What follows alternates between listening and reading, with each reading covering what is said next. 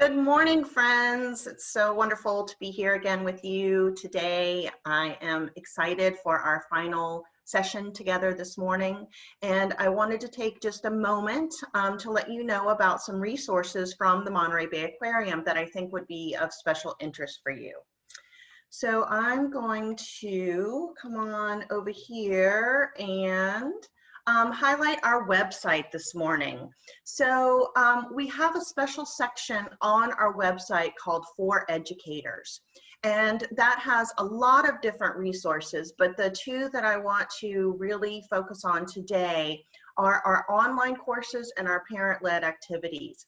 So our online courses are all free, and they are made specifically for this COVID time. So we have several courses to offer for every grade level. We have one for parents and caregivers, and then we have courses for each grade level. Our elementary courses are both in English and Spanish, and as I said, they go all the way up to high school here. And so these are self-paced courses for students to do mostly on their own. Some of the younger students may need a little assistance, but especially for the upper elementary up into high school, these are designed for students to be able to do on their own. And then we also have some parent-led activities. And these are activities that you may want to try with your students. Once again, we have them for each of our grade bands. And then last but not least, I wanted to point out our animal section of our website. And this gives you information on animals A to Z, as well as habitats. And this is where you can find our live cams, which we'll be highlighting later in this session. So I just wanted to give you a brief preview of some of the amazing resources that we have available for you all. And as Melinda said, you can message me directly and I'll answer any questions that you might have. And with that, I am going to turn it over to Jack to get us started today. Take it away, Jack. Hey, everybody. Really excited to be back here with you. Today, we are going to be doing, thinking about a number of key ideas that are going to up both your personal nature journaling game, the way you think about what you're doing, and your ability to teach this to other people. Again, nature journaling is not a gift that some people have and some people don't. It's a skill that we can all learn, and the more you practice it, the better and better you get at it. And we're going to see some real evidence of that today. So it's just, we talked earlier about the idea of words and pictures and numbers, right? And we talked about the idea of I notice, I wonder, it reminds me of. So you've got these two triads: words, pictures, numbers. I notice, I wonder, it reminds me of. And these two lock together, and that's where the magic happens on the page of your journal. But each one of those is a set of skills. And you can refine those individual skills. So you can get better at observing with practice. You can get better at asking questions with practice. You can get better at the different aspects of drawing or diagramming. You can get better at using rich descriptive words to really be precise and intentional about the way that you describe things. All of those sorts of things are kind of component skills that we can learn, that we can practice, that we can get better at. And it's true for our students, and it's true for ourselves. And what I wanted to do is to kind of lead with a real world example of what happens when you choose to put in the work, right? Because life is short. You could spend your time doing anything, and there are many really valuable things to do.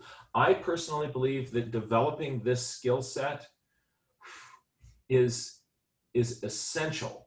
I believe that it is one of the most powerful things you can do to up your game as a scientist, as an observer, as somebody who is alive and really taking advantage of the beauty and wonder of the planet that's around us. I think that this skill, should you choose to do this over some of the other things that you could do with your time that are really valuable to do, this gives back in so many ways. I would like to introduce you to Fiona globally, who is my nature journal buddy. And we've spent a bunch of time running around in the woods, observing and exploring. And she is a teen nature journaler. And she's going to talk to you about some of her experiences and highlight some things that have been kind of pivotal for her and help you see some of the kind of the progression and development of these things. So let's jump over now. Ladies and gentlemen, I would love to introduce you to my good friend, Fiona globally. Great. Jack, before you do that, could we see your t-shirt before we introduce Fiona?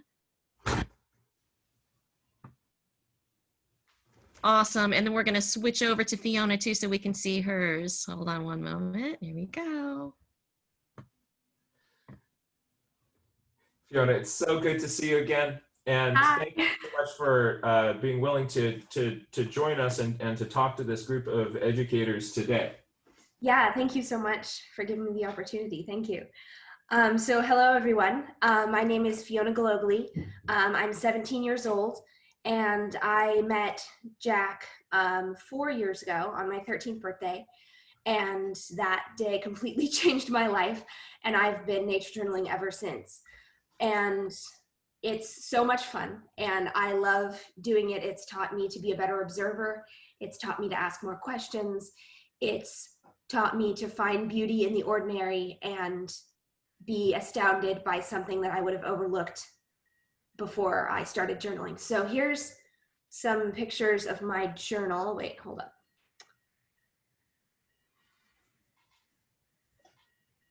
Screen share. All right. So this is my first nature journal page. It's not big yet. There. So this is my first nature journal page that I did on my 13th birthday with Jack.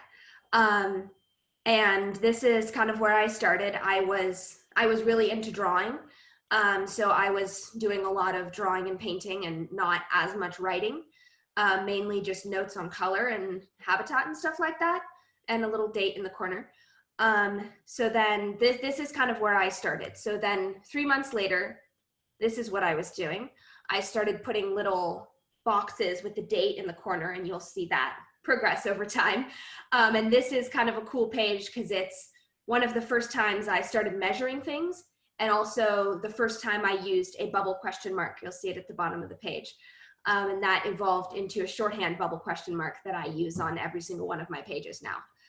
So this was 3 months after I started. Some mushrooms in my yard. And this is me and my stack of 27 journals total. And over the past 4 years. And so I've been practicing a lot. I try to journal almost every day as much as I can. I have a lot of trails near my house, so I go out for walks with my mom and my dog and try to journal as much as I can. So that's 4 years worth of journaling. And then here is a page from just a few days ago about a California scrub jay that I saw in my yard. And I was eating lunch and I looked out the window and I was like, oh, there's a scrub jay on the feeder. And then I did a double take and I was like, wait, it has white spots on its wings. What is going on? My brain was like freaking out. Like, this is a scrub jay. I know this is a scrub jay, but that's not the right color. I realized it's partially leucistic. So it was eating suet from our suet feeder. And I got to take a few photos of it and got to sketch it while it was there. And it came back a few times over the next few days. And so I got to get more looks at it. And it's a really young bird. So it's really scruffy on the back of its head. It doesn't have all the coloring of a normal scrub jay yet. So I don't even know what's going on. So I was super excited and I thought, well, it's leucistic.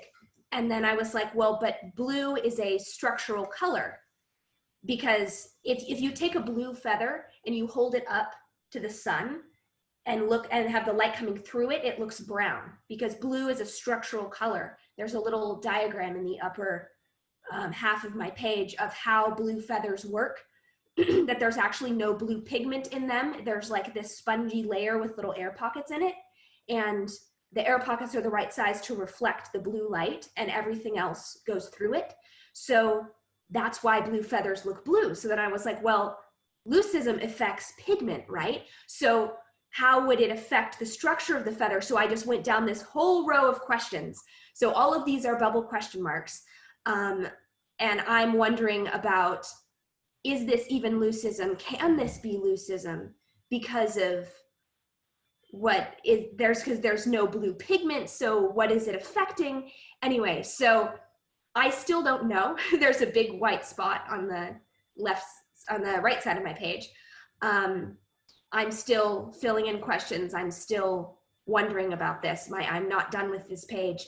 But anyway, I'm really into looking at the questions behind the questions. So starting with basic questions, like what's going on here, and then coming up with some potential hypotheses, and then asking questions about those, and then so on and so forth. Like if I had just stopped at, oh, it's a partially leucistic scrub jay and moved on, I wouldn't have thought like, wait, but can this even be leucism? Because it affects the pigment, but blue is a structural color. Like it took me a while to get to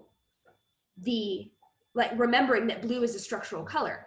And if I had just dismissed it as a leucistic cast jay, I would have never come to that point. So I really value questions, and I think they are one of the most valuable parts of my nature journaling. And I try to ask questions about everything. And it has trained me to be better at asking questions in the classroom and better at asking questions in life, because I've built up confidence of asking questions in the safety of my journal, because it doesn't matter if I'm wrong. I don't even have to show it to anyone. Like I can be wrong if I want to. I can come up with crazy hypotheses, and that's okay. And learning that that's okay in my nature journal helps me feel like it's okay in everyday life too. So nature journaling has been a super valuable part of my life. And thank you so much, Jack. You have really, really changed my life. Thank you so much. Fiona, thank you so much for sharing that. That is as a teacher, there's nothing more powerful that I could possibly hear. Thank you.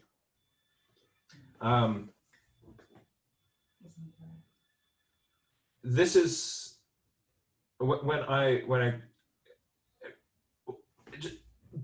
what's going on inside that brain? Isn't that amazing? I mean, so curious, so connecting things. And she's got this intentional process that has come about through deliberate work. And the payoff is just huge. That question that she developed in her process of exploring this jay is absolutely amazing. And, but it doesn't just happen. That happens through training and work. So what you're seeing here is the result of putting in the time and putting in the reps and building the skills. And the process, it works. It's really fun. And you can also get a sense here of just the intrinsic motivation. The way that when you are bought into this process, that she says she wants to nature journal every day, right? And the more she does that, the skills that she has now are going to be dwarfed by what's happening next year. So this is something that on all aspects, it keeps growing. Really, really powerful. That's where that's why I want COVID to end so my kids can play with Fiona again and go nature journaling with her, because that's a really powerful role model and so much fun. So I think you get a sense of just the joy that can come through this and the importance of this skill set and what it can open up. I'm going to jump over now. I'm going to pivot over to a little bit of a slideshow. We're going to quickly review some of the key points from last time. Excuse me. And let's see, here's how I share my screen.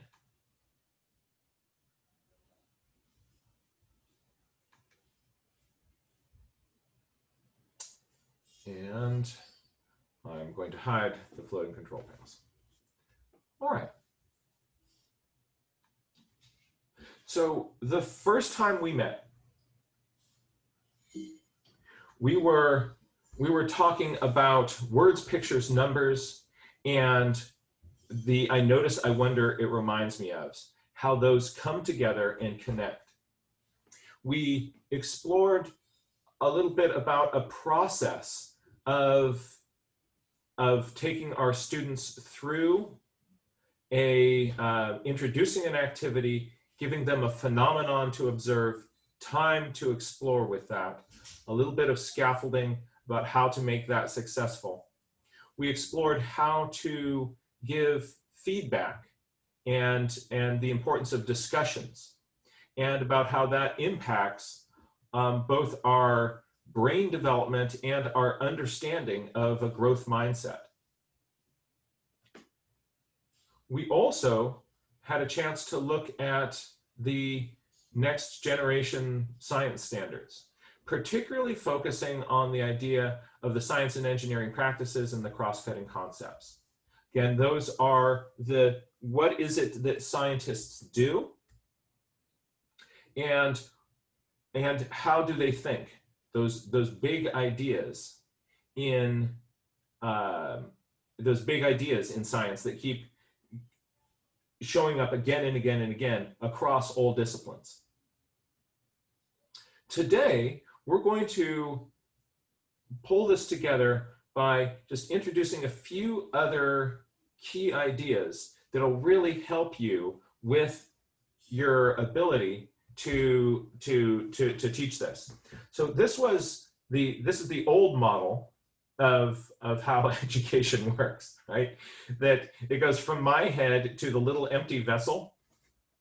And so the more didactically I can deliver this information, there's all this exciting science stuff that we learned, and I've got to get this into other people's heads. So, but it turns out that other people's heads have some real armor against information coming in this way. And if we already have an idea of what works, very often that just is going to bump out any new information. This approach, what we now know from educational theory, doesn't work. The more that I can actively engage you and your brain, that is where you, the independent learner, are intrinsically driven to explore and discover. And I build up a toolkit for you of thinking tools that you can apply anywhere you want, any way you want. That's where the difference is made. We already talked a little bit about the importance of, in this process, there still is a very important place for the teacher, even in independent learning, and that role is as a coach, and also you can still help develop these basic skills. But the kind of feedback which we give ends up being really critical. And so I want to take some time to just explore how we can give feedback to a student that is going to support the kind of learning that we want to do.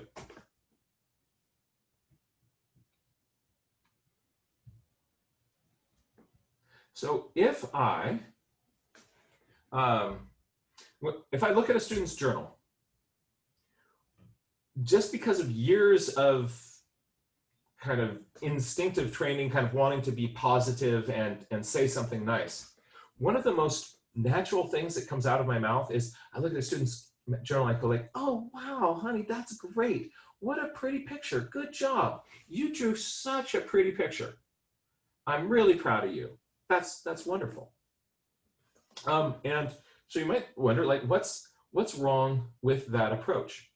Well, if we are doing nature journaling, we know that a bunch of our students are not comfortable with drawing.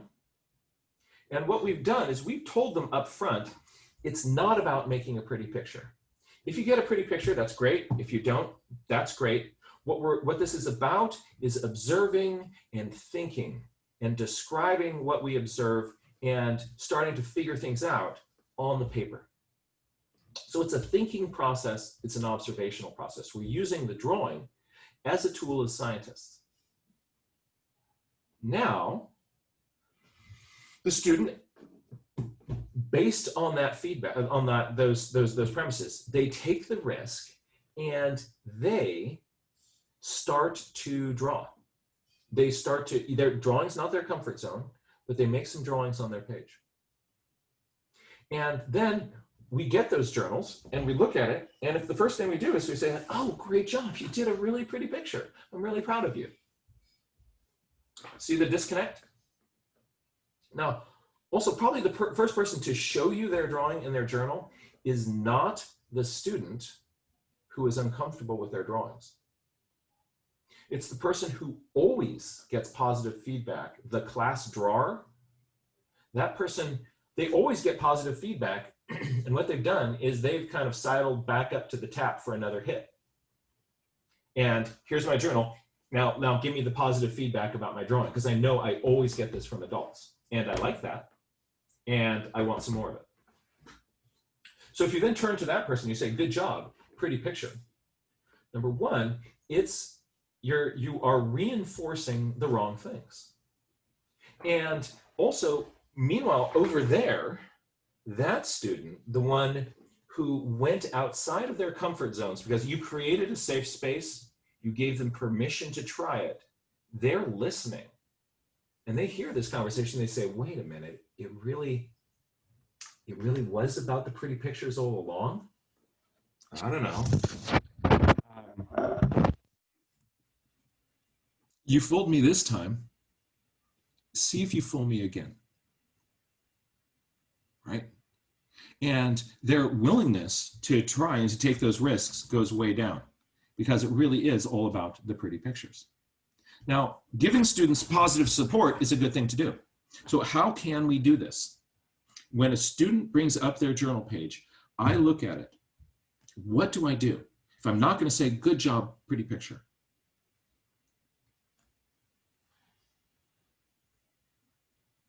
What do you think? So take a moment and see if you can come up with what strategies would you use? Because you don't, with this is going to happen, and it's going to happen soon. And there you are. What are you going to say? I'll tell you my approach. What I do is I notice, I wonder, it reminds me of. They've done that to get the observations on the page. I now just look at their page and I notice, I wonder, it reminds me of, with their journal page. I let them know what I notice. Like, oh, like I see that, you know, so if there's an observation that they've made and they've recorded, I notice that and just reflect it back to them. So I'm essentially a mirror. I'm noticing that you noticed this. Good noticing, right? And I can look at their questions. Can I do a Fiona thing? I'll try to do this sometimes. I look at their questions and I'll either engage with their question, like, oh, that's a really interesting question. What could, and then we start talking about the question. So the journal is pulling us into this interaction. Or sometimes that like it'll make me, like the question that they asked will trigger another question in my head, and then I'll start thinking about the question behind the question and can maybe role model that.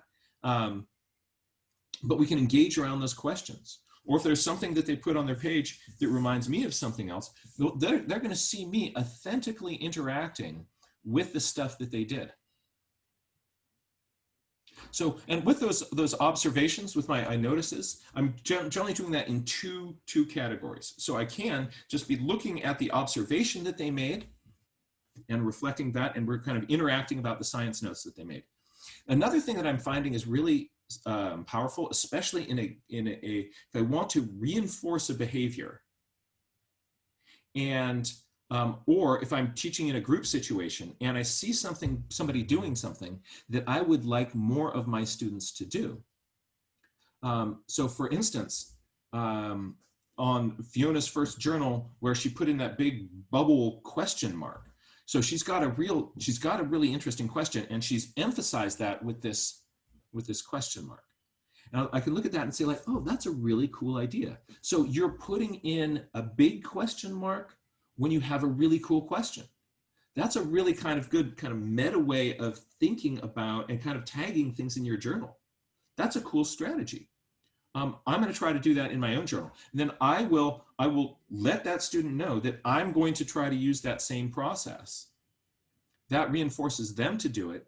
It also motivates me to try things a little bit differently in my own personal journal. And the more that I do that, then I'm also demonstrating growth mindset. I'm getting better. I'm using inspiration from my own students to pull my own nature journaling process along. And even as a grown-up who's been doing this for a while, I am constantly finding really inspiring, great ideas going on in the journals of all the different students of all sorts of different ages that I work with. You look at those, you can authentically find really great strategies that will improve your journaling. So I'm either saying reinforcing something like, and it could be something as simple as, wow, I noticed that you're putting the date and the location on every page. That kind of tagging is a really great science practice, because then we know when that happened, where it was. That becomes a really useful part of the story. That's a great habit to have. So everybody else hears that and they go like, oh, I'm going to do that too. So that's my strategy for not so much feedback, but feed forward, because these are strategies that are going to kind of help them kind of notice what they did and be able to do that again.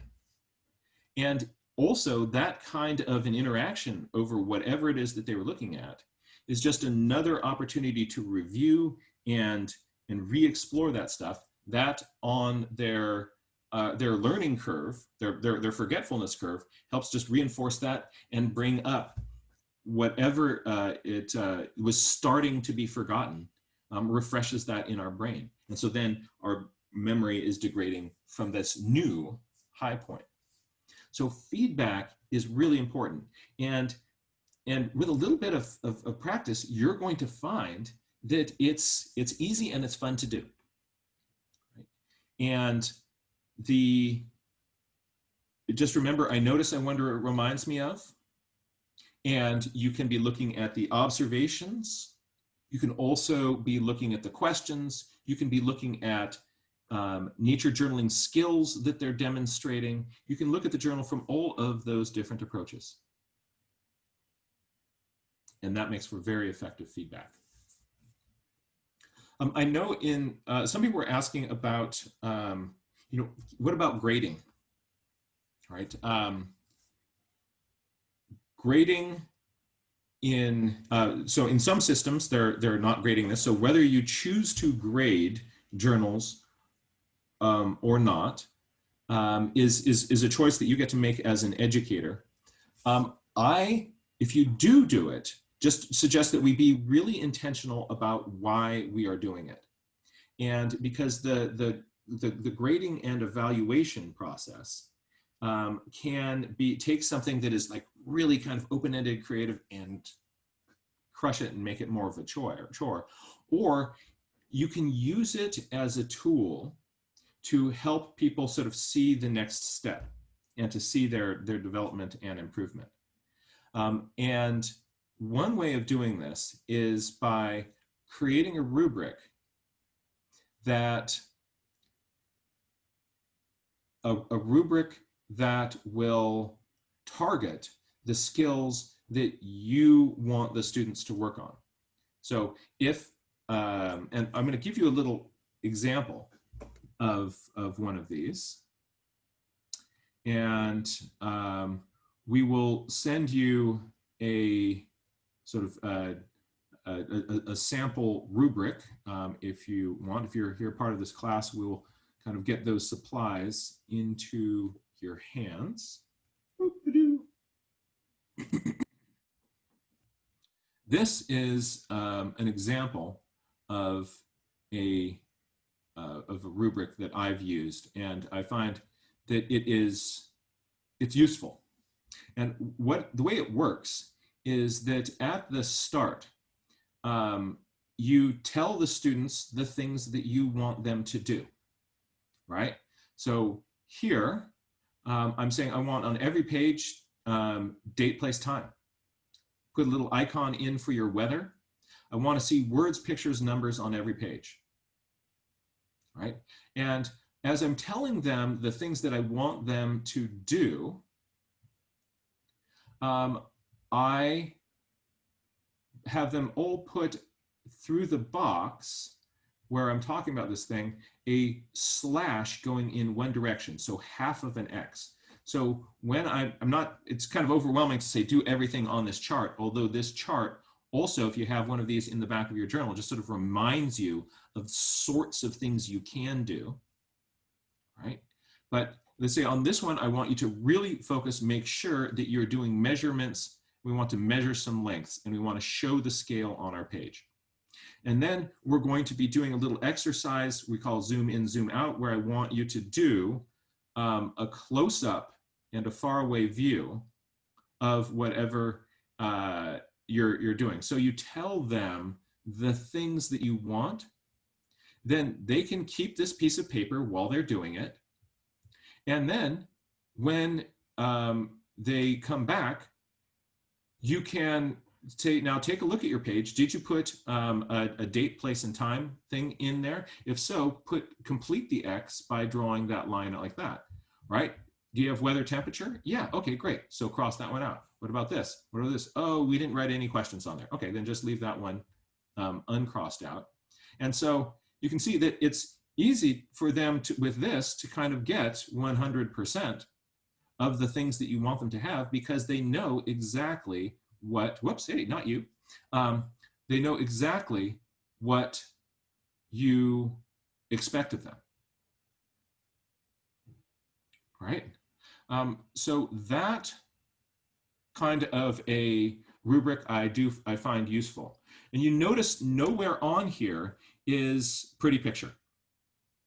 Also be very, very aware that we sometimes, if we see a page with a pretty picture, good spelling, and neat handwriting, we have a tendency to think that there is better thinking probably going on that page.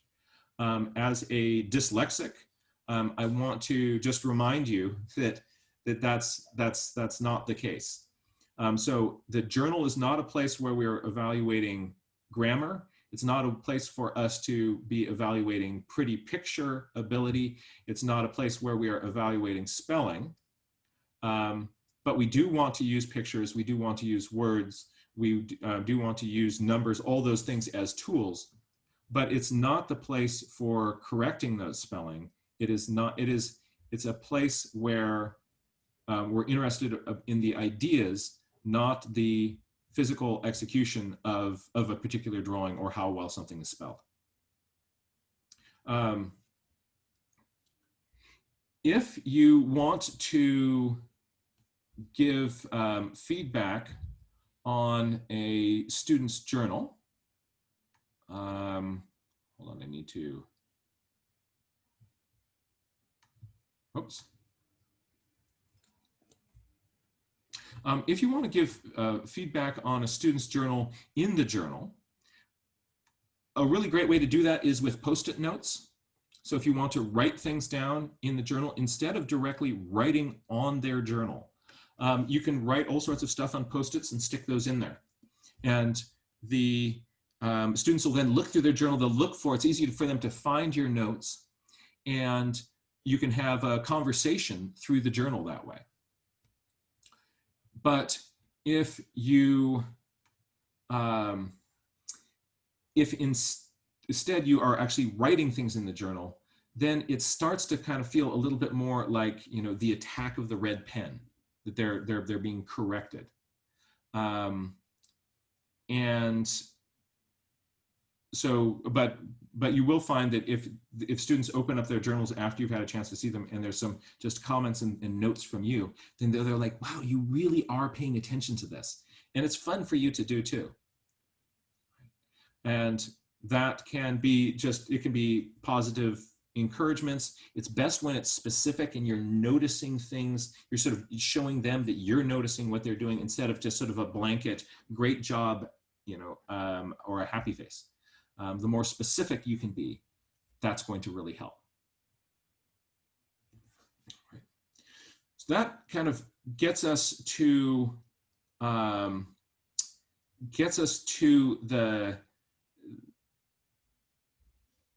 this understanding of kind of how to give feedback.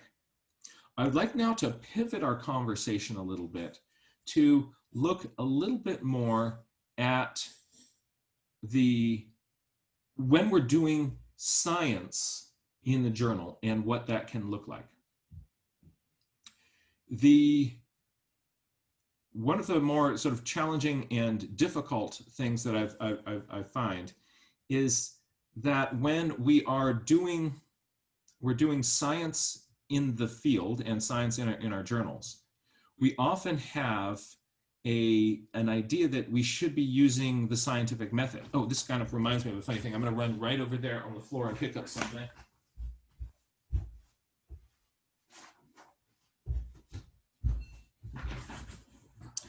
Some years ago, I was working at a residential outdoor school. It was Walker Creek Ranch up in Marin County in California. And busloads of 5th and 6th graders would come up and spend a week with us. And that's where I actually originally developed a bunch of the nature journaling strategies that I currently have. And so those were originally tested on a bunch of kids. We used to have a journal that the students would get a journal that was a bunch of just blank pages. Sorry, not blank pages, a bunch of filled out pages where they were filling in the blanks.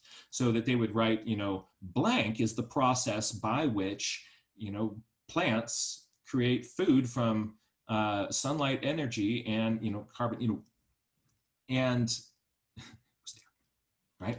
So I worked with some of the other teachers up there, and we came up with this kind of open-ended journal where we wanted to have, some of the instructors wanted to have some structure on their pages, some kind of pre-scaffolding. So we developed these things that had that. And then there were a few blank pages thrown in. But, you know, I personally find that a blank page gives me even more flexibility. So you don't need this for your journal. A bunch of blank pages is great. But one of the things which we had in there, because we're a science school, we like, okay, of course, we have to do the scientific method. We should do a scientific experiment. And so each week I would spend part of my time doing this scientific experiment. And I tried to have it be based on something that the kids discovered and encountered, and we would do that. But I often found myself in this kind of awkward position of, so here's the page for that, where you have your question, your hypothesis, your methods, and then your results and your conclusions, right? You've seen this a bunch of different places. But you've ever noticed when you're doing that, there's this one point where you're kind of like, you know, I feel like I'm going through some weird, unnecessary steps to kind of be figuring out what I want to be doing. Let me just show you this idea of the scientific method. You've seen this in a bunch of different formats, right? But it's in a million books, and we see it so much that we think to ourselves, well, this must be really important. This must be something kind of critical for us to do. So here you have it again. You've got your question. You're going to do some research, come up with your hypothesis, experiment, test it, you draw your conclusions, make your report. And this takes different forms. People make all sorts of different graphics. This one even has them write their abstract. And this is also interesting because the final one on this is presentation, create a display to present to the judges. So this is the formula that is used for all science fair projects. But let's think about this kind of a little bit, because what's interesting about this is that this system, it's used extensively by science teachers who are preparing their students for to be in the science fair. If you want to go to the science fair and you don't have a hypothesis, it's not going to end well for you, because the judges have been trained that this is an important science thing and you've got to do this. And so let's take one of the kind of classic science fair experiments. You probably have seen this one. It rears its head at every other science fair. Somebody who's kind of desperate for a project, they will, where you play music to plants. So you want to find out which kinds of plants stimulate plant growth, or what kind of music stimulates the best plant growth. And so you have a bunch of plants and you play classical music to some of them. You play Black Sabbath to the others, and maybe, and so some get the Black Sabbath, some get the Mozart. And you have a hypothesis then. I think that the ones that are listening to Mozart are going to grow better because it's sort of more wholesome. And then you do your experiment, and because you have a small sample size and you're not good at horticulture, some of them are going to die. And then based on that small sample size, you draw your conclusions of whatever it is. Well, let's kind of unpack that more. Why was it necessary for that student to come up with the hypothesis about what type of music is going to hurt or harm the plant? They're doing an observational study. They're doing an observational study, which means that they're going to be making different sounds to plants and watching what happens. If you come up with a hypothesis, what you're doing is you're more likely than not to sort of bias your observations. You're expecting the Mozart ones now to do better, and you're kind of watching for this. So this is the opposite of blinding a study. You're giving people kind of, I'm hoping I see this, because everybody wants their hypothesis to be shown to be correct. And then you go about this with this hypothesis there. It was completely unnecessary to have a hypothesis. You're playing, let's play music to plants and see what happens, if anything.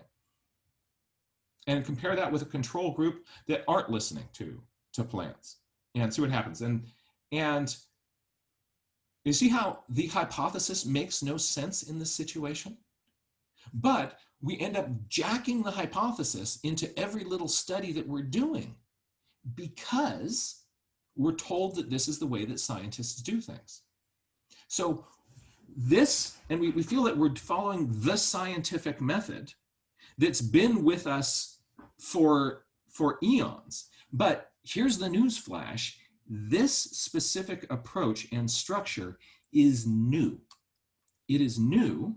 It is not used by the scientists. Now, scientists do make hypotheses. They do procedures. They do these. All of these are things that scientists do, but when they are doing it is key. And the order in which they do things, it's it's not always like this. So this specific timeline of what you should do started in 1945.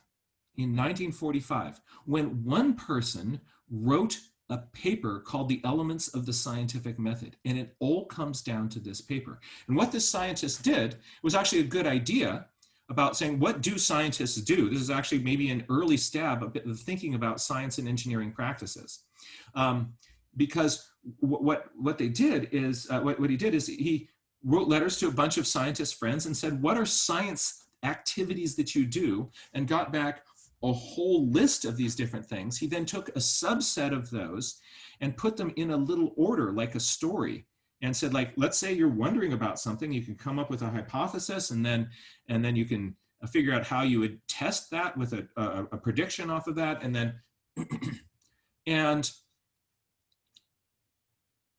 then he wrote, we should teach this in schools. And textbook manufacturers got a hold of that little sequence, and we have seen the scientific method ever since. So contrast this with the next generation science standards. And in the next generation science standards, they make it clear that there is no the scientific method. There are science and engineering practices, things that we do.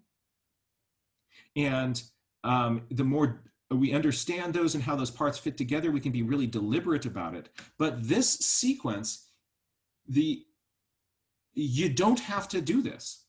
And I'm looking forward for the first people who bravely head out to a science fair without a hypothesis when they don't need one.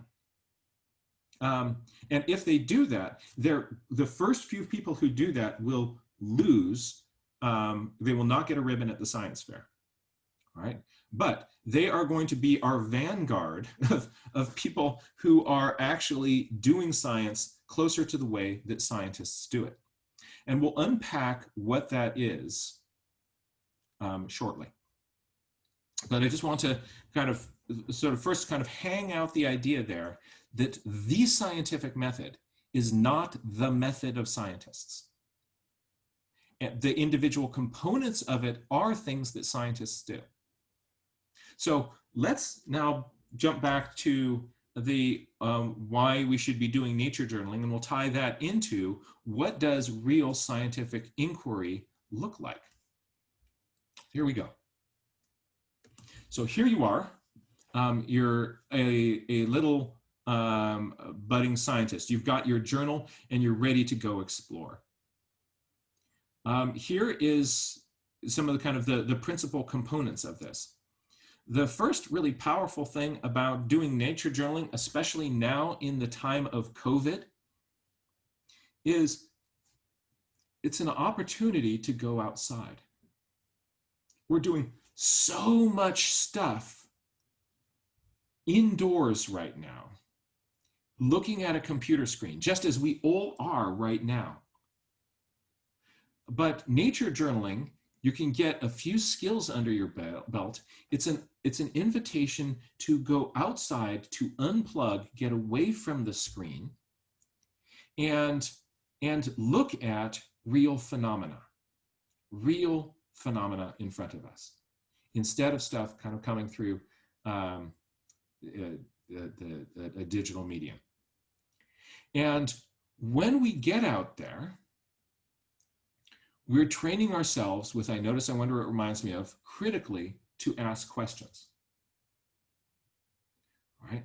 So actually, here's our phenomena, right? You find something that's really cool, all right? So part of it is just sort of learning what a phenomena is.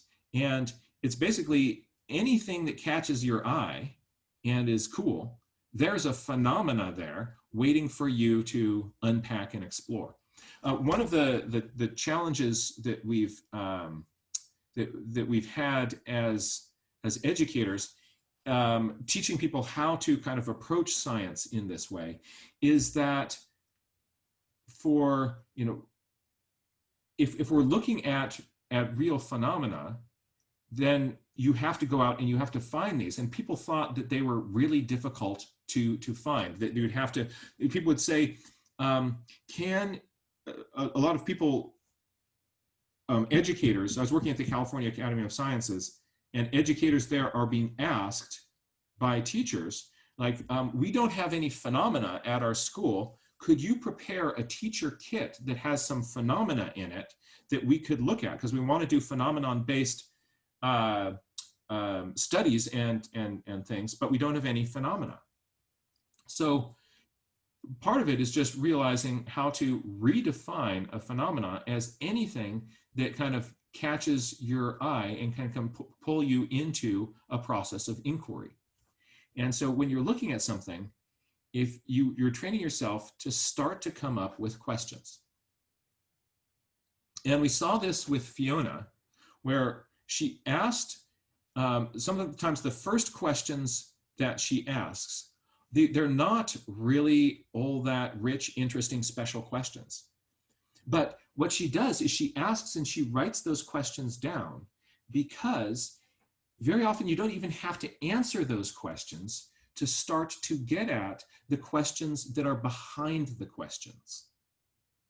And that's where things start to get a lot more interesting. So you're asking questions just for the sake of that question itself. You're not going to answer most of these questions. You're going to generate many more questions than you could possibly answer in a lifetime. And sometimes those questions are the ones, after you spend even more time with it, that create even richer questions. So the process of, again, asking questions is one of the next generation science standards, science and engineering practices. It's a skill, you get better at it. And part of this is by training yourself to go and get the question that's behind the question that's behind the question. And eventually you get into these rich, interesting questions. And you saw how Fiona lit up when she was on to this mystery of the white spots in the wings of the scrub jay. And so even if you never answer the question, that alone is really good. So when she got that good question, she got a huge slosh of dopamine. So research on curiosity shows that curiosity is a dopamine-dependent response. When you're curious about something, you are getting this neurotransmitter sloshing around in your brain, and it makes your brain work better. Your ability to focus, concentrate, stick with a task, and remember things are all improved when you have your brain energized by a question. And it's not just for the thing that initially caught your attention, because that dopamine is bathing your whole brain. Anything that you are exploring, once you've gotten curious about something, is going to get better and better and better. So the questions are good. And at this point, you're maybe saying, but really, you're saying just kind of get the question and don't do anything with it. I'm saying that most of your questions, you're not going to be doing anything, because a lot of those questions are just leading you down the primrose path to the better questions. But when you get onto something that's really exciting, we want to do something about it. We do, and we can. And it's not the scientific method. So what I'm going to do is I'm going to categorize. I'm going to make 3 categories of questions. And if you in the field can identify what category of question you have, you'll be able to figure out what you can do with it. So this now is step 1.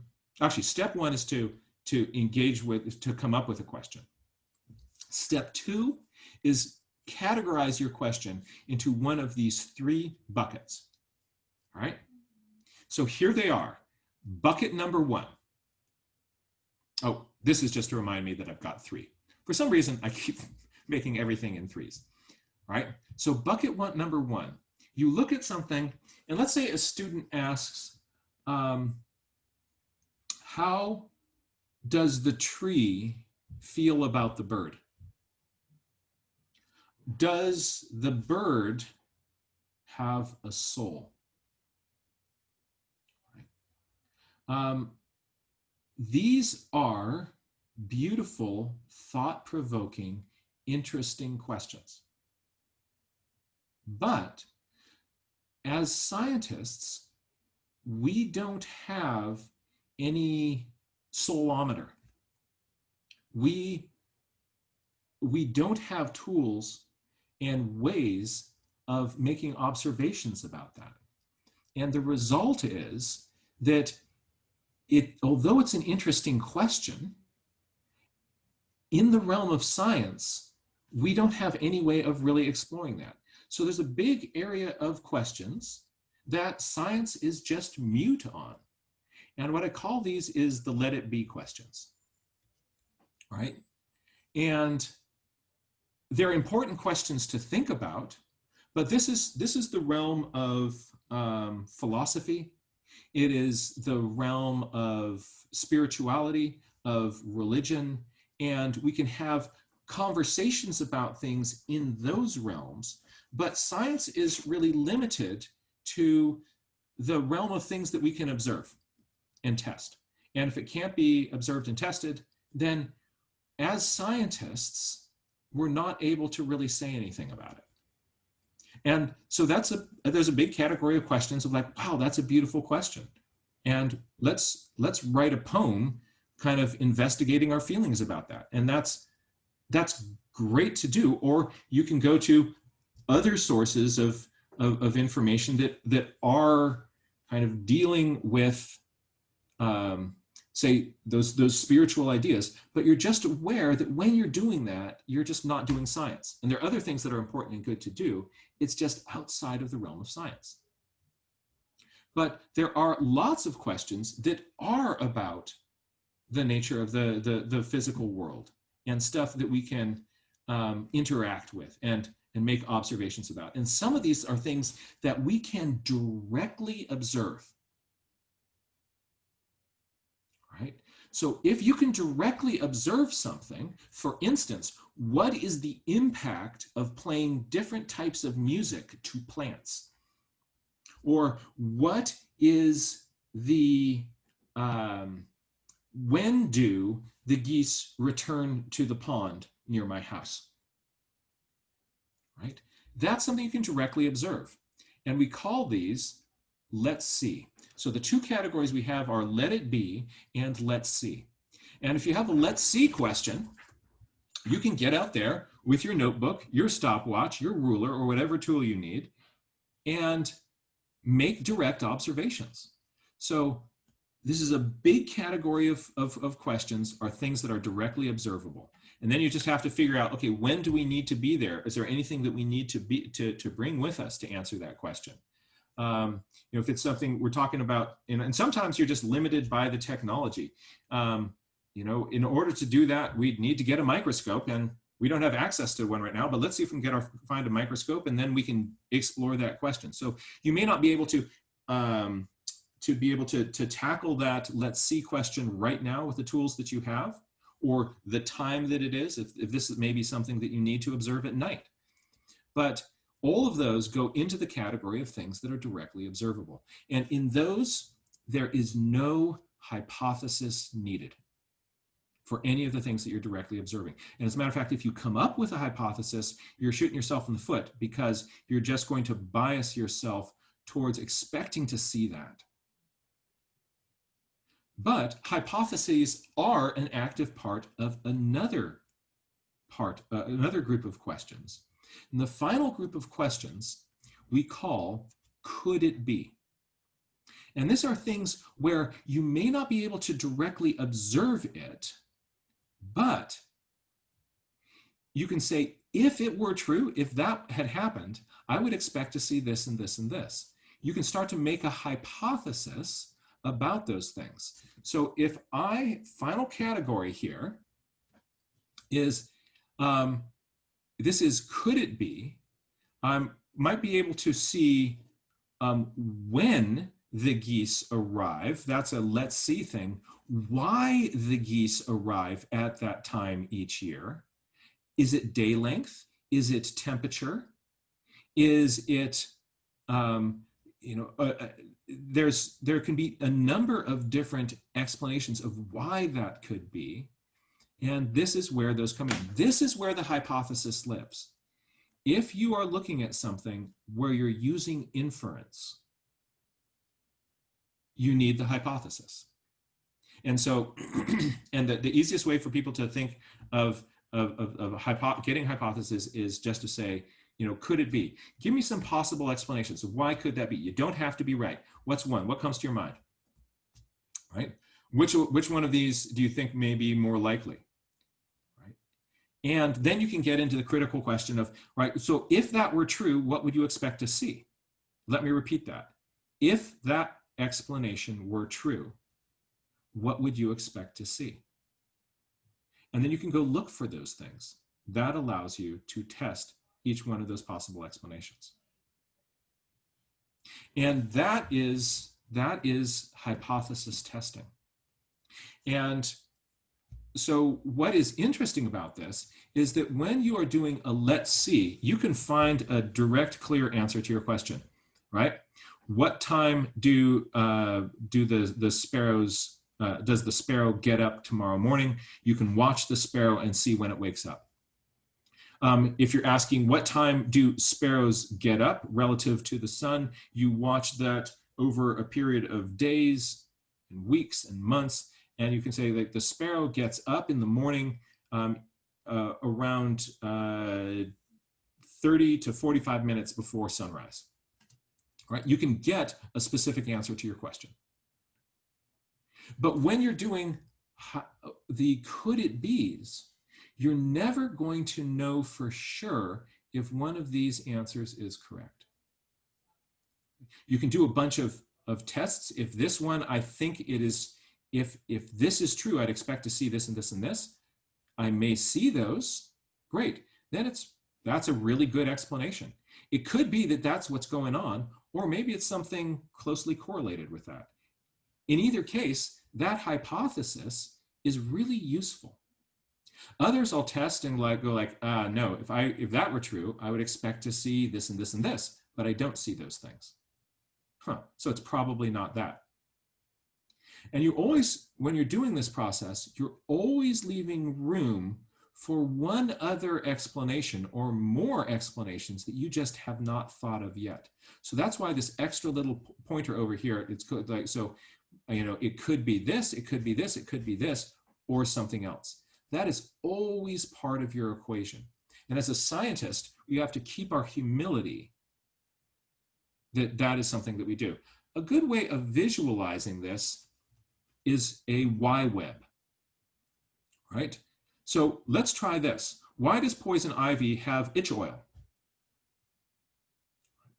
Interesting question.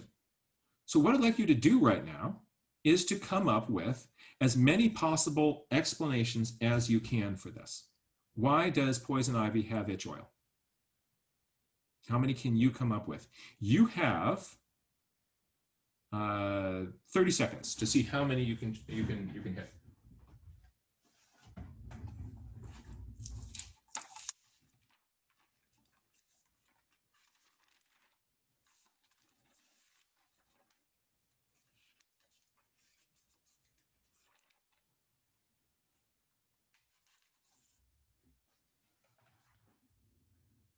Maybe you got some of these, maybe you got others. Notice that you got some that I didn't get. I got some perhaps that you didn't get. And then we also have to have the critical something else. But you see how you're able to do that in less than a minute? If you do this when you are out in the field, you can actually take the process of exploring something really far down the line. So we took this idea of, you know, a student comes up with, why does this plant have itchy oil on it? And what you did is you said, well, it could be this, it could be this, it could be this, it could be this. You came up with several different possibilities. All right.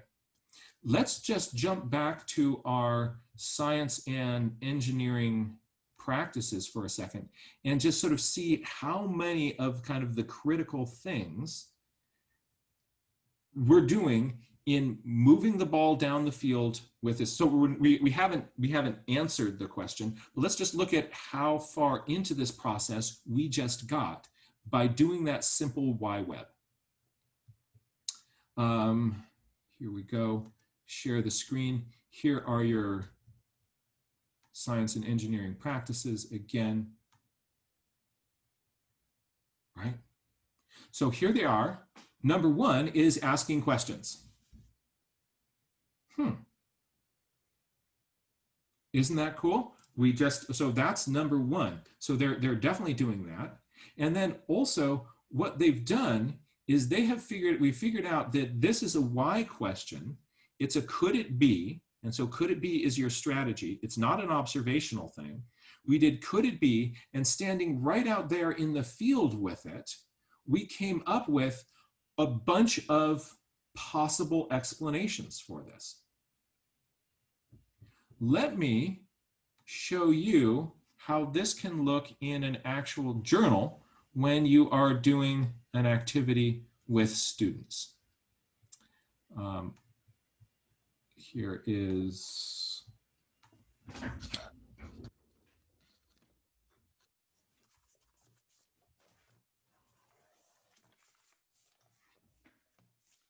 all right.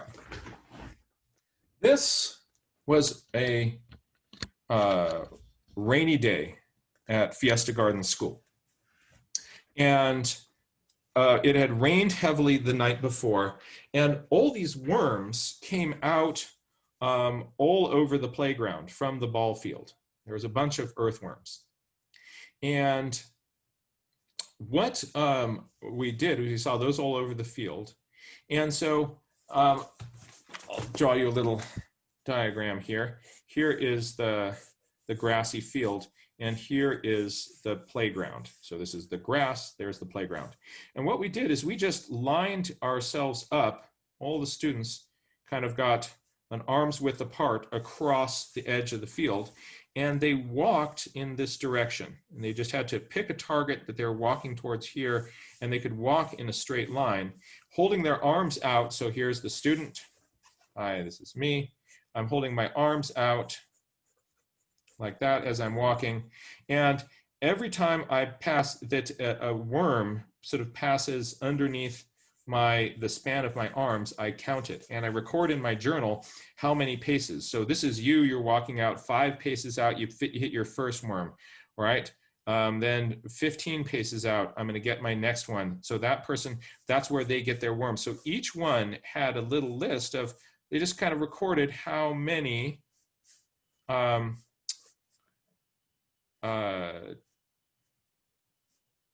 many worms they got and how far out from the grassy edge. Using words, pictures, and numbers, we then compiled all those. So within the first 10 paces. Jack, can you slide your notebook over to the right? Thank you. A little bit. Let's see, right here. Great. Right. And we're just about 10:44 right now, just so you know. How much more time do we have? 16 minutes. That is so wrong. That is sick and wrong. All right. We love this. This is great stuff. All right, so check this out. So here is, in this, we had 5 in those first 10 paces, 13 in the next 20, 30 here, 30 paces out, we had 16. So most of them, they'd actually moved away from the edge out to this area, and it comes down, kind of a neat little curve. All right, so that was really neat. So this is closer to the grassy field, closer to the buildings. Look at those worms travel. Isn't that cool? So then what happened is we went into the class and we're kind of they were working on the graphs, kind of combining, looking at how you can kind of get numbers. And I looked out and I saw birds swirling above the playground. And so we went back out and we did that same activity again. And this is what they got. 2 worms on the entire playground. Those were close to the edge. All the ones that were further out were gone. Isn't that cool? So, and then what they did is they came up with, so what's going on? They were saying, well, where did the worms go? And these are their hypotheses, right? Hypothesis number one, birds ate them. They crawled back to the grass. They were eaten by other worms. Salamanders ate them, or they went down a hole, or something else that we haven't thought of yet, right? So what you see is that right here, these students, they're making observations, they're coming up with questions that we were then able to figure out what category that is, and we have moved that process all the way to coming up with alternate hypotheses, right? Then we can say, like, for instance, if this is true that birds ate them, we'd expect to see that birds eat these worms. And we looked around and we actually observed one gull eating worms on the asphalt. They saw a bird eat a worm. And they looked around, you'd also, if that's true, you'd expect there to be birds around. They look around, there are two crows and 6 gulls around. So those are, isn't that cool? That is, those are predictions that you would expect if that birds ate them hypothesis is true. I'm not saying that that bird ate them hypothesis is true, but these are 2 pieces of evidence that lean towards that. We did not find a great big fat worm lying out there. We didn't see any holes, and we have not found any salamanders in the site. So that leads us to really think that if our assumptions are right, this idea that the birds ate them is really pretty good. Right? That is that mirrors the scientific process much more carefully, much more accurately than this scientific method. And what we're going to do now to wrap things up is we're going to try a little of this ourselves. Right? We're going to put a phenomenon in front of you. And what I'm going to ask you to do is to initially just start describing. Start with I notice. I notice, I notice, I notice. And as I wonders pop up, let's put those I wonders down on the page. Right? If an it reminds me of comes up, put those down on the page. But I want to really encourage you to see if you can come up with a bunch of rich questions as you're putting your observations down. And then what we're going to do is we're going to stop and circle the questions that are could it be questions. And we're going to see if you can come up with any possible explanations for your could it be's. So what we're actually doing is following this process of science, making observations, having those generate questions. We're categorizing our questions, right? And then we know kind of the next logical thing to do with any of those questions, right? So Mary, could we jump over to the webcam of the Monterey Bay Aquarium? Here we go. All right, so everybody, here is your phenomenon. And what I'd like you to do is, in your journal, just first relax. You don't have to do, we're not doing a pretty portrait of this. We want to record some information about it. And what you want to do is just start with kind of data collection. Sometimes your phenomenon floats away. Let's see if they come back into view. If not, I'll switch over to the moon jellies. Ah, here we go. All right, here, cue the phenomenon. All right, and different people will be doing different sorts of things. Some people might be making little diagrams that describe movement and motion. Others, structure, right?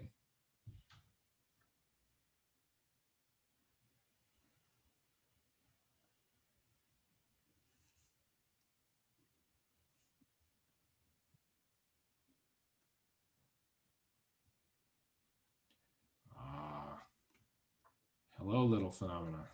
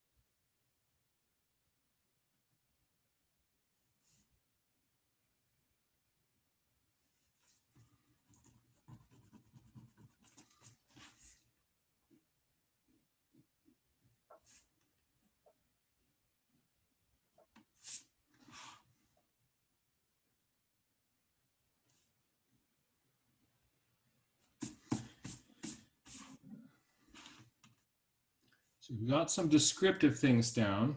See if you can ask a question or a few questions.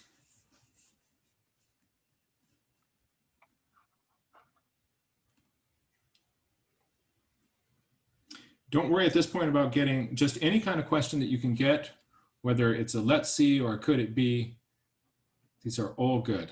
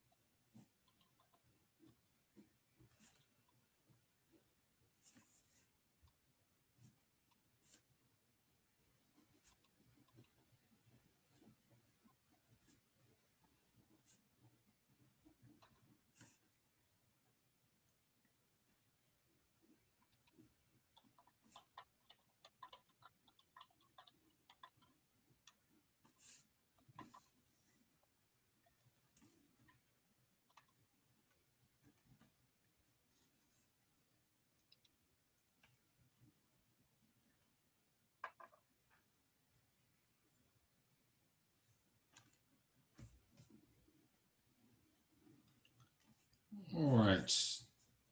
See if you can get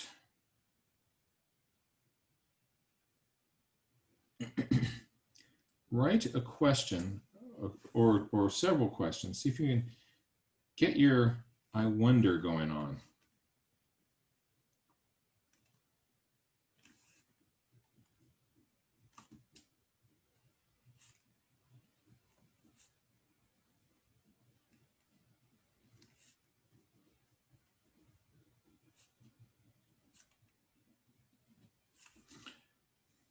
Of the questions that you have, choose one of them, either a let's see or a could it be, that you think is more interesting, that you'd like to play with. And if it is a let's see, see if you can answer that by any observations that you can make. And if you cannot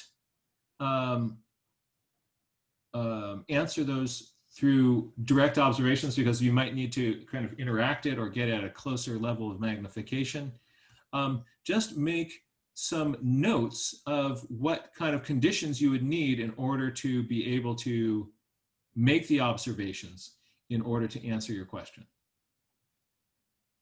If you've got a could it be, see if you can come up with some possible, for that one question, some possible explanations of why that could be.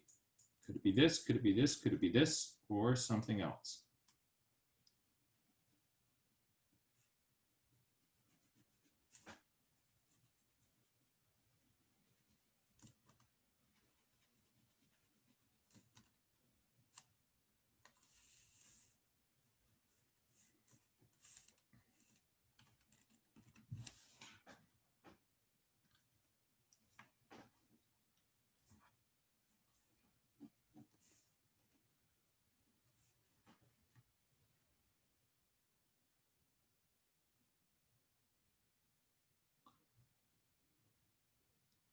So is your question answerable through direct observation? It may be, or maybe you would need to have slightly different conditions, but you're aware that it is an observation question. And if your question is, could it be, you're trying to come up with as many possible explanations as you can.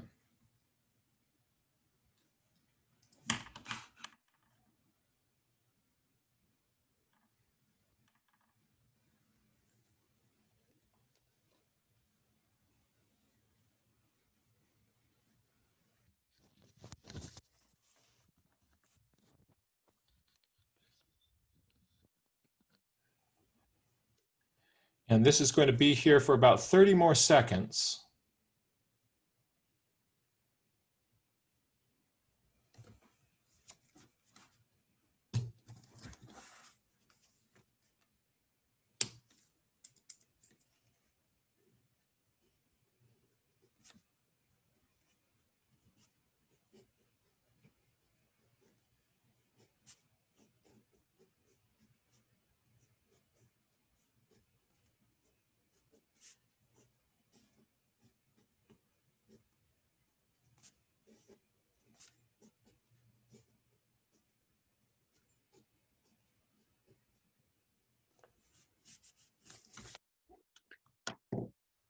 All right. Thank you, Mary.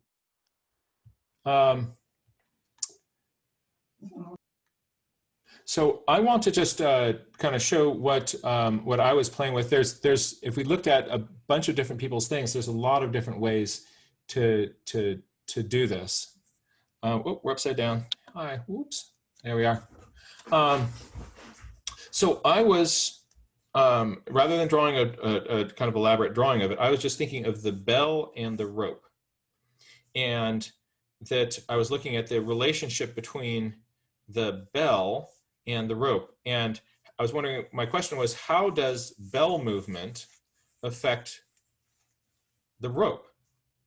And that being kind of my guiding question led me to, like, here's a little diagram of bell movement.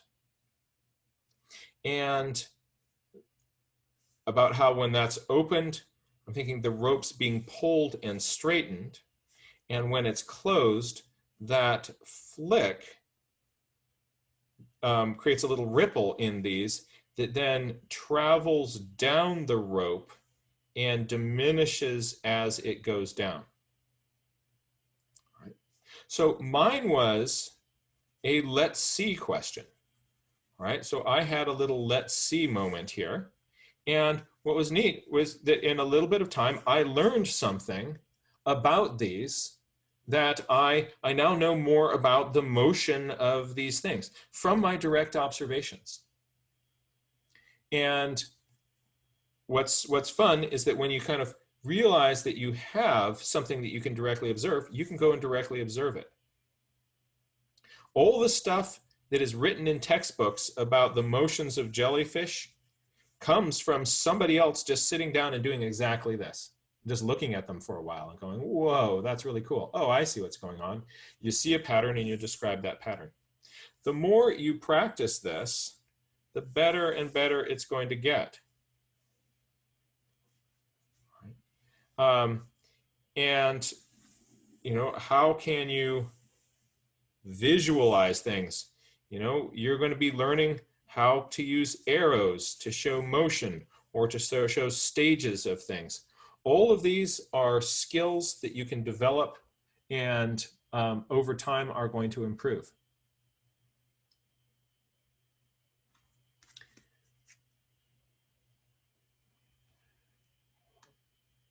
So that is a powerful way of getting yourself to notice more, to focus your attention on something that is really interesting to you, and then giving you a way of kind of next steps. What do you do with that? And for me, that process is a ton of fun. Again, we're going to practice this. The more you do it, the better and better and better you're going to get. Mary, do we have time for any questions, or have we kind of come to the end of our rope, so to speak? We are actually at 11:01.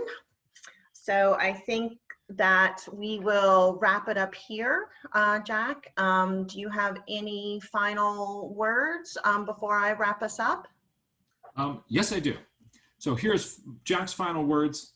Final word number 1, you can do this. Final word number 2, your students can too.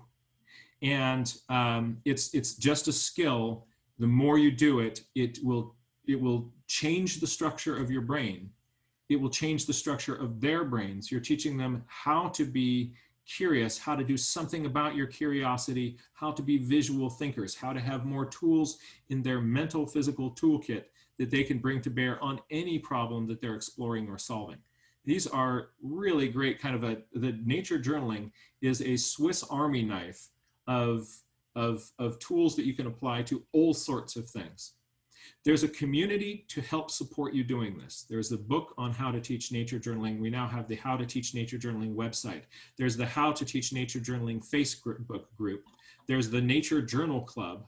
And also every Wednesday, I have an educators forum where people from all around the world hop onto a free Zoom call where we explore and discuss different aspects of challenges in teaching nature journaling, and we brainstorm the developing best practices to move this along.